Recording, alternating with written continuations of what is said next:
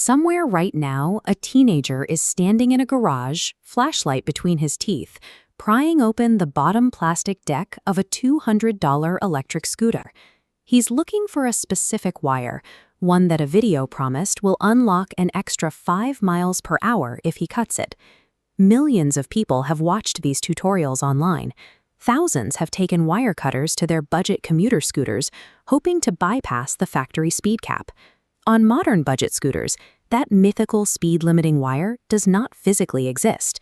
Tutorials instructing riders to cut random wires lead directly to catastrophic property damage, including lithium-ion fires that start right in someone's living room. The speed limiter exists as a hard structural boundary, engineered into the machine to keep the rider alive. This photo captures the 2018 boom, dropping thousands of rentable scooters onto sidewalks. Mixing these devices with fast-moving traffic triggered an immediate regulatory panic. Lawmakers had to draw a line. When a scooter crosses a specific speed threshold, usually around 20 miles per hour, the law reclassifies it as a motor vehicle. That reclassification drags the rider into bureaucratic requirements. Operating means mandatory insurance, buying license plates, and a valid driver's license. Manufacturers didn't want to sell a $250 budget scooter that legally requires a trip to the DMV for the average rider, so they deliberately capped the speed at the factory to keep the device under that threshold. The primary function of the speed cap is to act as a legal shield, keeping the product accessible and unregulated for the average consumer.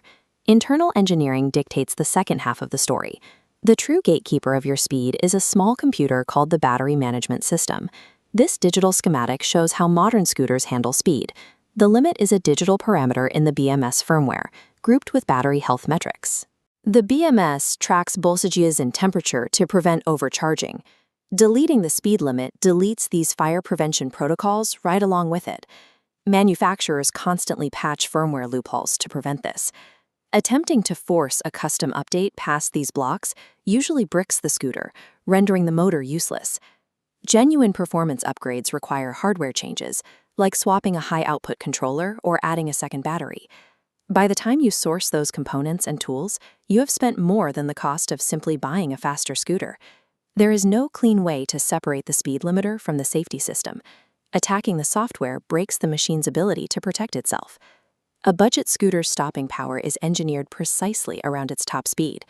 The short wheelbase, tiny 8-inch tires, and factory drum brakes are mathematically tuned to halt a 15-mile-per-hour force. Forcing the motor past that intended ceiling causes brake fade to set in immediately. The scooter travels faster than its physical components can safely halt, sharply increasing the severity of injuries in a crash.